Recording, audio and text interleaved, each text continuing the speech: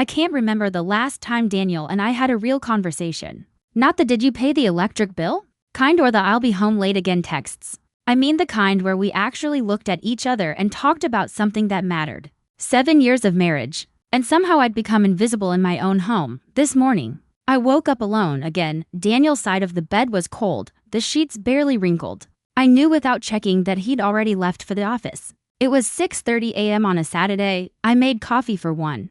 Ate breakfast alone at our kitchen table, scrolling through my phone, pretending I had somewhere to be. I didn't. "You working late again?" I'd asked him last Tuesday when he finally came home at 10 p.m., big case. "You know how it is," he'd said, loosening his tie without looking at me. I did know. I'd known for 3 years now, ever since he made junior partner at his law firm. 70-hour work weeks became his normal.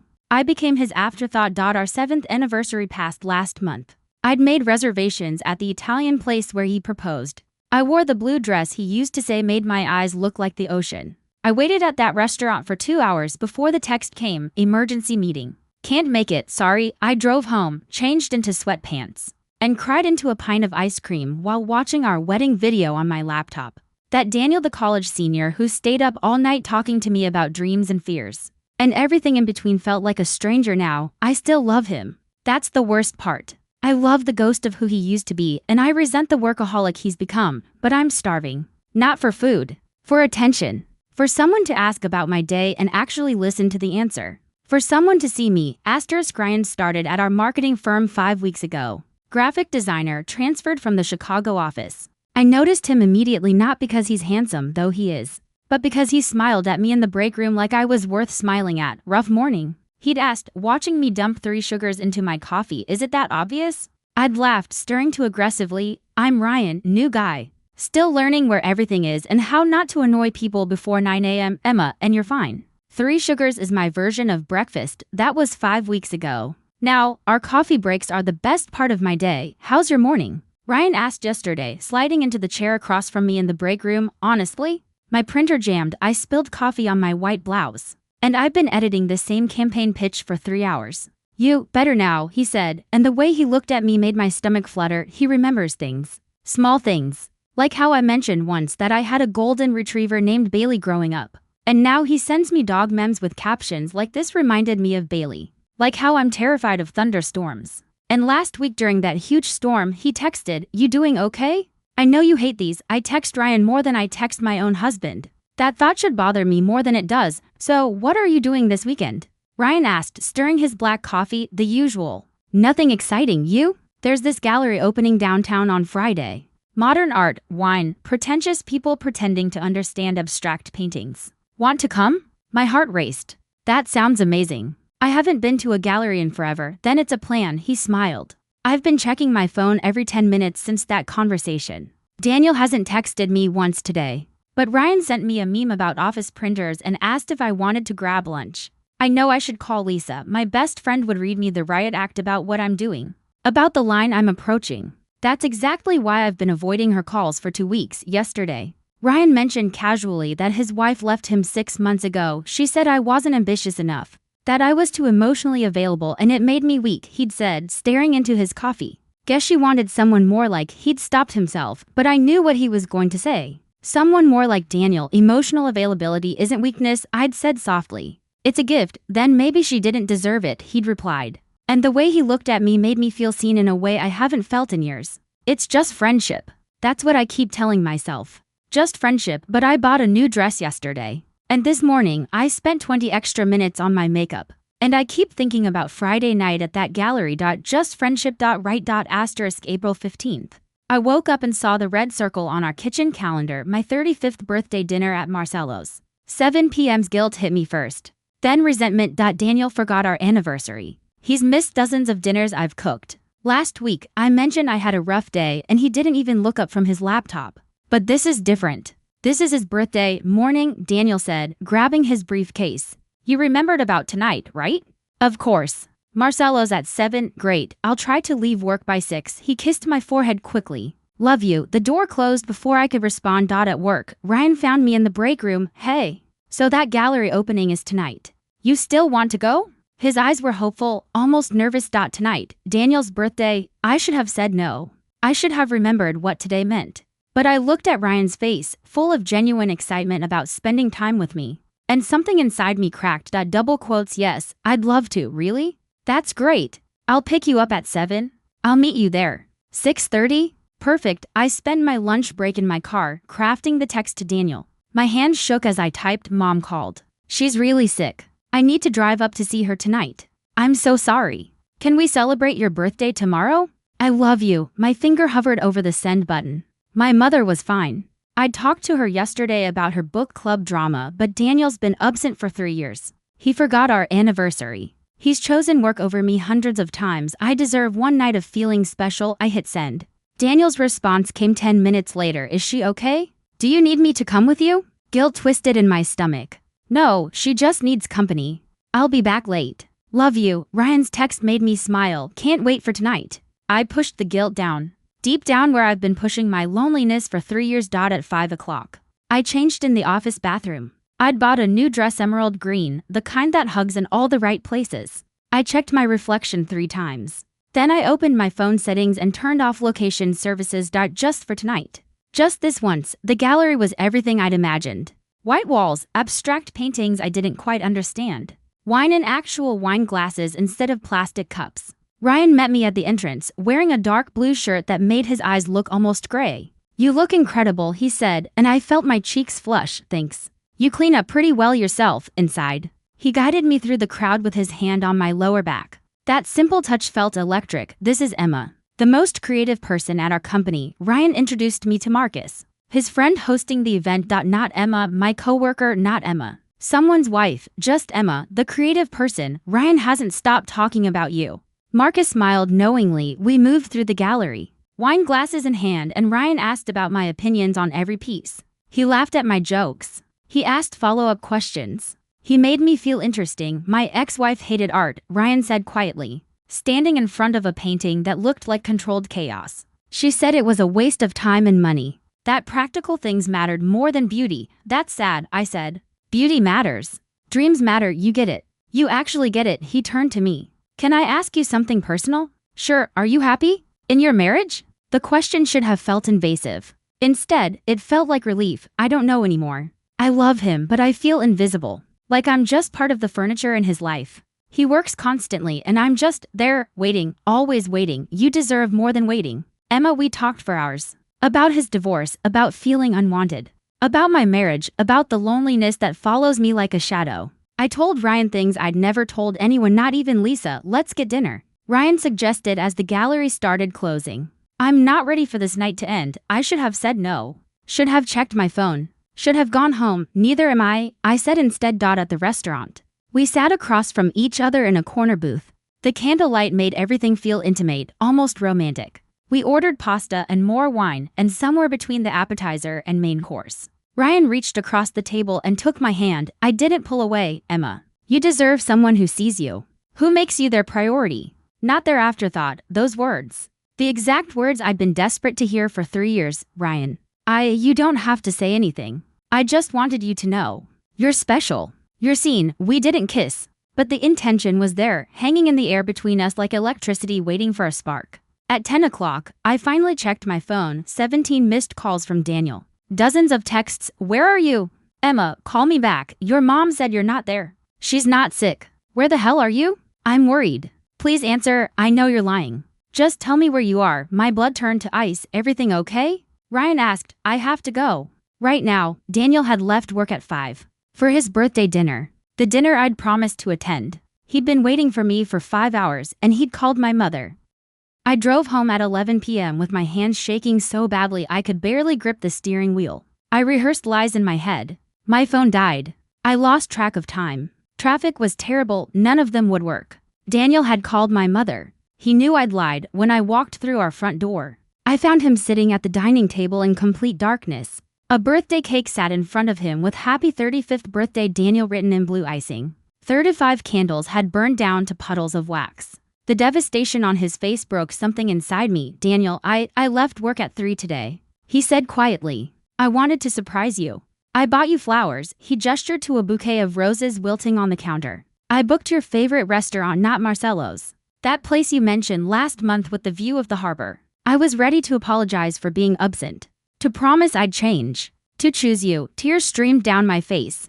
I'm sorry. I called your mother at 7 when you didn't show up. She was very confused about why she was supposedly sick. Please. Let me explain. I tracked your phone location history from our family account. His voice was eerily calm. You were at a gallery downtown. Then Russo's restaurant. The same places you told me you wanted to go 3 months ago. The places I was too busy for. My knees felt weak. So tell me, Emma, who did you go with? Daniel, who did you go with? His name is Ryan. He's a co-worker. But nothing happened. I swear, nothing physical, nothing physical. Daniel stood up, and I'd never seen him like this. Not angry, devastated. You think that makes it better? You gave him the parts of yourself I've been begging for. Your time, your attention, your presence. On my birthday. On the one day I asked you to choose me, you've been choosing work over me for 3 years. And you chose betrayal over communication. His voice cracked. You could have told me you were unhappy. You could have asked for counseling. You could have done anything except lie to me on my birthday to go on a date with another man.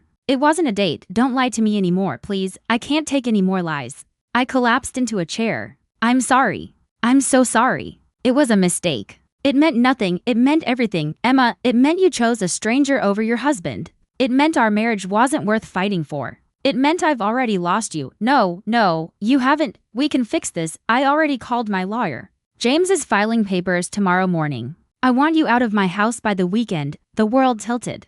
Daniel, please. Don't do this. I made a mistake, but we can work through this, can we? He looked at me with such profound sadness. Because the woman I married wouldn't have done this. The woman I married would have told me she was hurting instead of looking for comfort. In someone else's arms. I don't know who you are anymore. I'm your wife, not for much longer. He walked past me toward our bedroom. Sleep in the guest room. I don't want to see you right now. The bedroom door closed. I heard the lock click. I sat in the dark with his ruined birthday cake and wilted roses. And finally understood the magnitude of what I'd destroyed. The next 72 hours passed like a nightmare I couldn't wake up from. I stayed in the guest room while Daniel locked himself in our bedroom. When I tried to knock, to talk, to apologize, he texted me, all communication through lawyers from now on day 2. I called Lisa. I'd avoided her for weeks. But I was drowning and needed someone to throw me a lifeline. She arrived within an hour. Took one look at my swollen face and said, "What happened?" I told her everything. The loneliness, Ryan, the gallery. Daniel finding out. Lisa sat back, arms crossed. What did you think would happen, Emma? I don't know.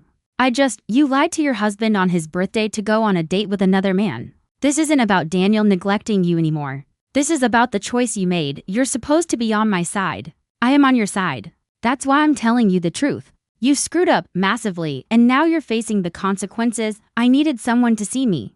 Lisa, so you should have told Daniel that. You should have dragged him to counseling. You should have done literally anything except what you did. She softened slightly. Emma, I love you. But you can't play the victim here. You made a choice. After she left, I texted Ryan. Daniel found out. He's filing for divorce. Ryan's response took 20 minutes. That's heavy. Maybe we should cool things down for a while. Cool things down. After I'd destroyed my marriage for him, I stared at that text for an hour. Finally understanding that Ryan had never been the answer. He'd been an escape. A fantasy. And now that there were real consequences, he was running at work on day 3. I avoided Ryan completely. But Jennifer from accounting noticed. Trouble in paradise? She asked with fake sympathy. By lunch, everyone knew. I could feel the stares, hear the whispered conversations that stopped when I walked by. That evening, Daniel's mother called. Emma, sweetheart.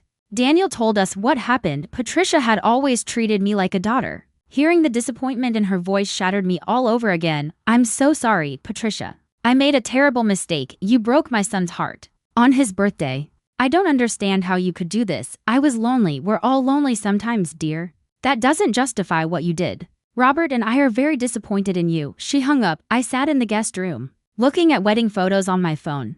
Daniel and me laughing on our wedding day. Daniel and me dancing at our reception. Daniel and me feeding each other cake. I'd destroyed all of it for a man who texted, "Let's cool things down," the moment things got real. The doorbell rang. A courier with an envelope. Petitioner Daniel Matthews versus respondent Emma Matthews, divorce papers. 3 days after his birthday. It was really happening. 2 weeks after moving into my cramped studio apartment.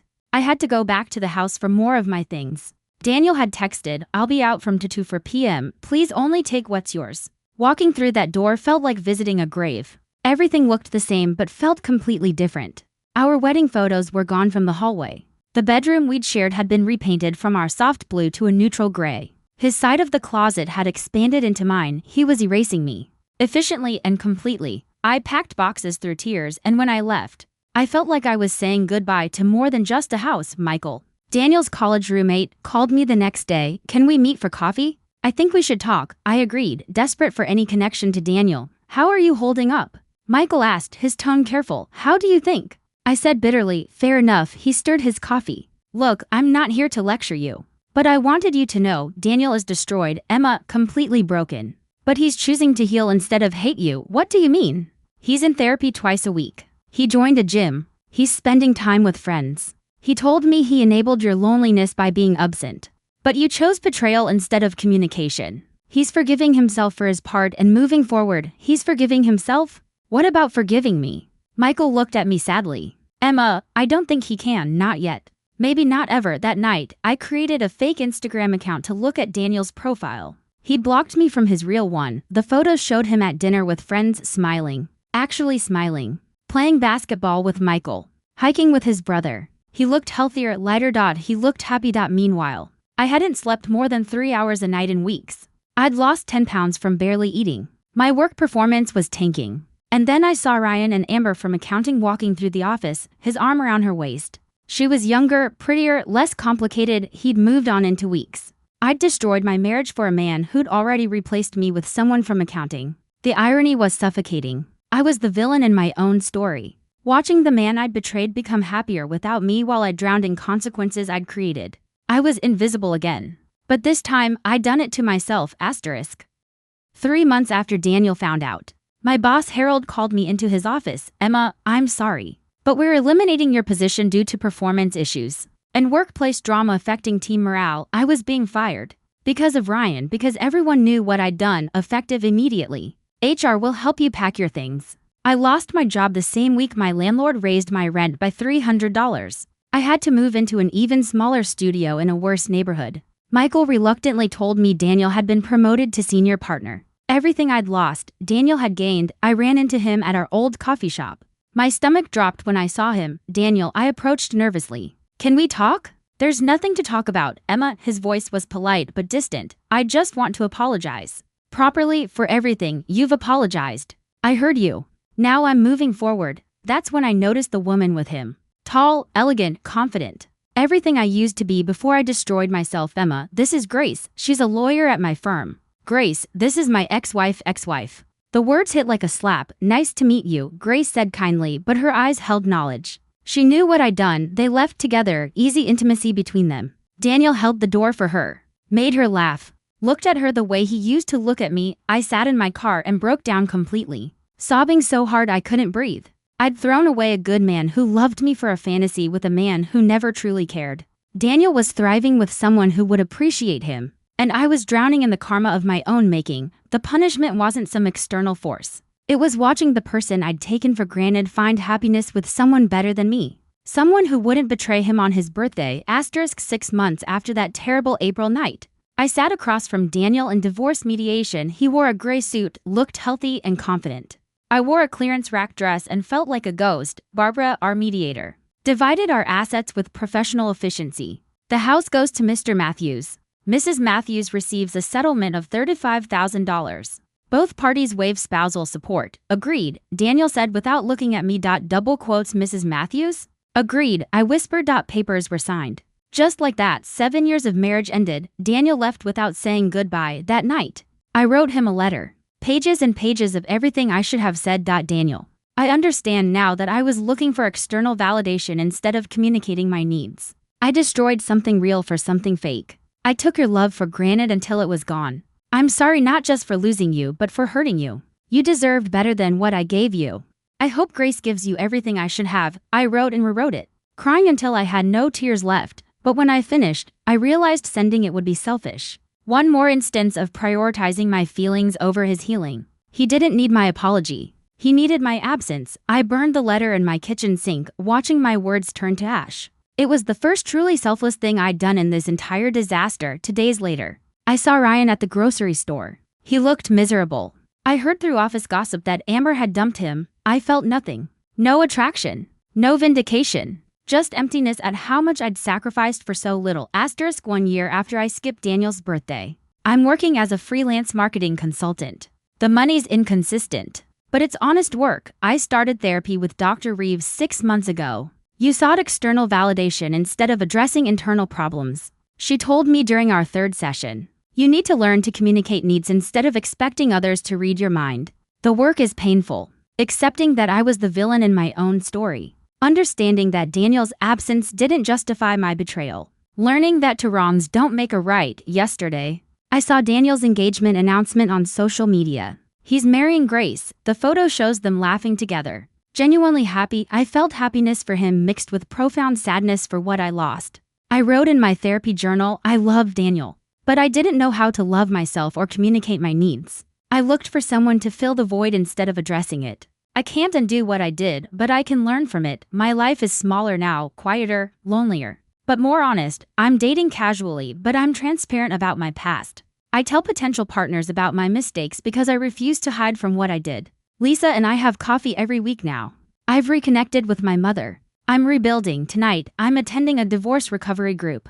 When it's my turn to speak, I stand up. My name is Emma. 1 year ago, I skipped my husband's birthday to meet another man. He came home early and filed for divorce. I deserved it. The room is silent. I blamed him for being absent.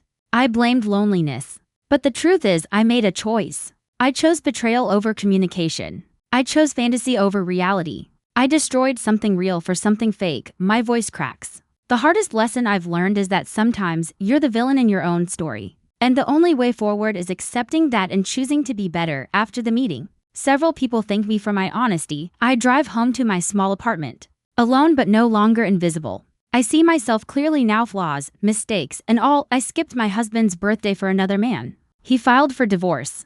I deserved it. And now I'm learning to deserve better, not from someone else, but from myself. The end.